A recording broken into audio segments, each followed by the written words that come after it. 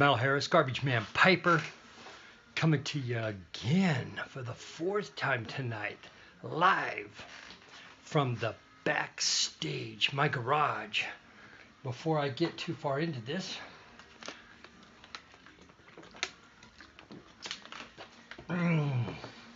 good stuff. Still chooching the country gentleman, still chooching the Ramgate, and I'm liking this. Sad thing is I don't have any in my cellar, so I'm going to want to do some trading. Okay, this is the fourth VR for how am I dealing with TAD, Tobacco Acquisition Disorder. And I know I said syndrome, I think in video 2. Bear with me, we're on the fly here.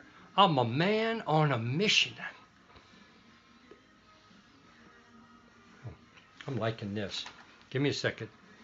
I want to get this baby rolling.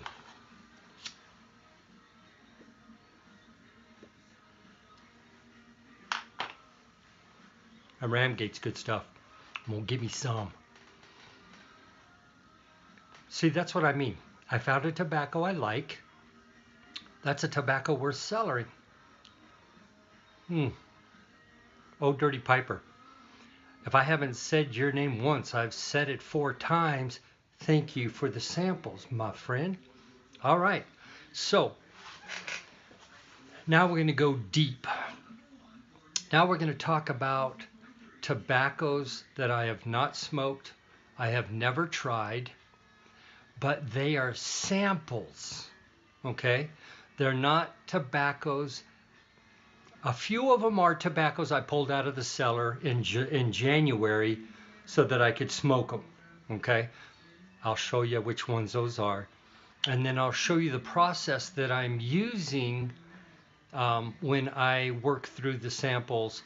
Keep it, don't keep it, put it in the distribution center, cellar, send it off to distribution center, and send it off to somebody else.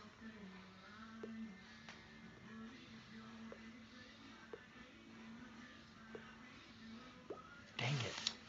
This is just too good not to smoke. Sorry. I've been talking.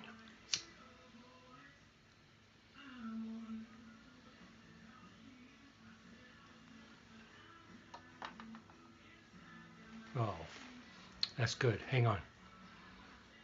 I got to do a mega retro hell. It's just warranted.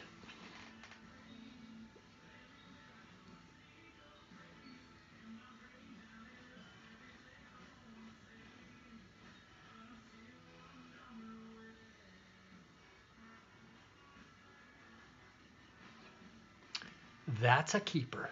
Okay, so I'm going to show you my samples, and I'm going to show you some tins I've already opened that I cracked in January, but I still haven't tried them.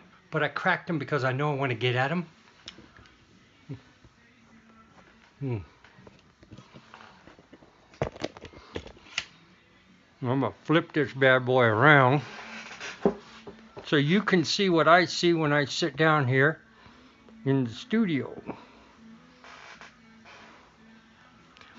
Now, that's what I look at if I'm out here every day. It's in my face. It's not in a drawer. It's not in a container all packed up and mashed down. Those basically are samples that folks have sent me and or tins I cracked because I had to hear a tin opening in January. So,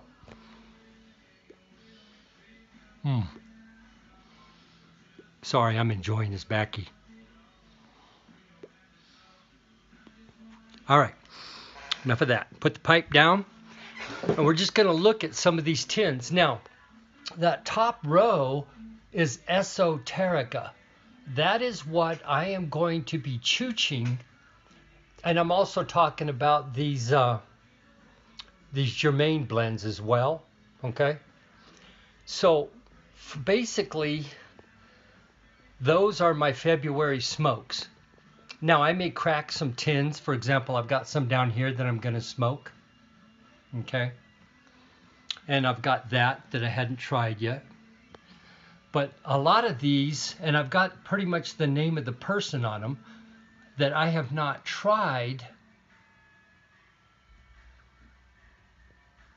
And so I'm going to be chooching some of those blends. If it's blank, that means it's empty.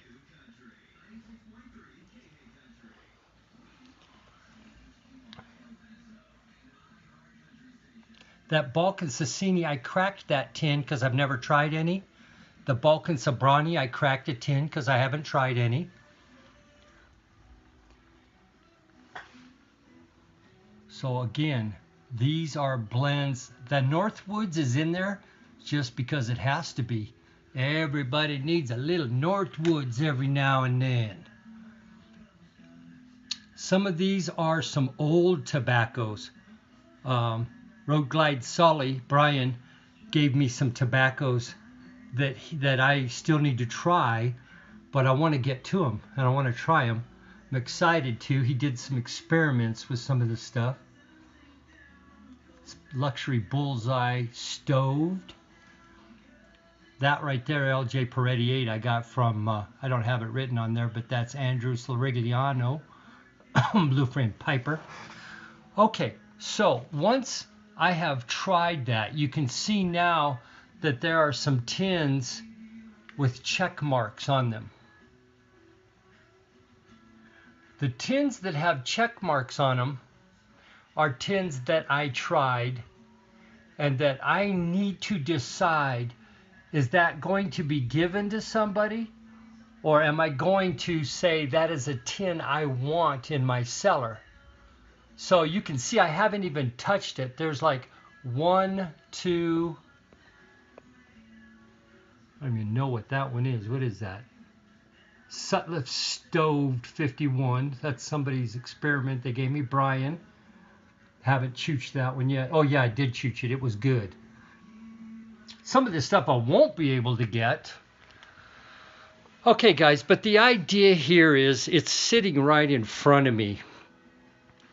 And I know those are the things I am going to smoke. Now, I can smoke as much of this stuff as I want. So if I like it, I can just chooch it up. If I look at this and say, it's time to try something new, I'm just not feeling it today, then I go to the bin and I find me whatever it is. I got Virginias, I got Vapors, I've got Balkans, I got Englishes, I got Aromatics. I'll find something else to chooch. Now, that being said, I have blends over here in the cabinet.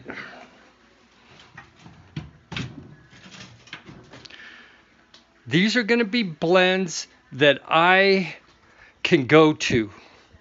This is my life raft here. If nothing's just pushing my buttons, I know I like 40th. I know I like Christmas Cheer. I know I like Mellow Mix. I know I like Macbeth. That right there, some days I just got to have that. It's Peter Stokkebye's Luxury Twist, Luxury Navy Flake, and Luxury Bullseye. And I just chop it all up. Some days I just crave that. I got some Velvet in here. I got Sleepy Hollow with the Old Dark Fire. You have seen all of these, but these are my faves. These are the blends that I am going to chooch. So you can already see there are esotericas in here already that are going to be chooched. So those are the blends that I'm cooking. Some more of the McClellans, and then again some more of those other blends that are back here that you guys have already seen the tins on. All right, that basically wraps up my series of how I am dealing with Tad. And I'm going to tell you It is paying off in dollars, hardcore dollars. I know I cannot be the only guy that has tobacco in their cellar that they have never even tried. And I guess my question is, why is it in the cellar? For me, I've given some definitions to my cellar. My cellar is, hey, stuff I want to age, stuff I'm not going to be digging into every other week. So some of you guys have got this down already, but you got to remember, I'm still in my first year of pipe smoking. This is the journey for me, and I'm a process guy. And if I got a process, then I can stick with it. Part of the process for me is accountability. I'm going to do yabos. You all are going to see the tobacco that I buy, and I'm going to buy a lot of tobacco, but it's not going to be tobacco that I want to try unless it's just craziness, and I'll let you know when that happens. But for me, this last video is all about accountability. Do I need to be accountable? No, but I'm going to tell you right now, this process, if I stay with it, will literally save me thousands of dollars this year. Well, for me, it's worth diving into, and it's worth making this work. Now, have I bought tobaccos this year that I have never tried? Yes, I bought some tobacco that I've never tried. But it was tobacco for other people. Okay? So I will let you know when I get a tobacco that I've never tried, and I'll let you know if it's for me or somebody else. Do I have to do this? Not at all. Not at all. Do I feel like I'm being judged by you folks? No. You guys are my family. You guys are where I want to go for help, for TAD. Now, I'm doing the same thing with pipes, and that may be a whole nother series, which I'll probably do.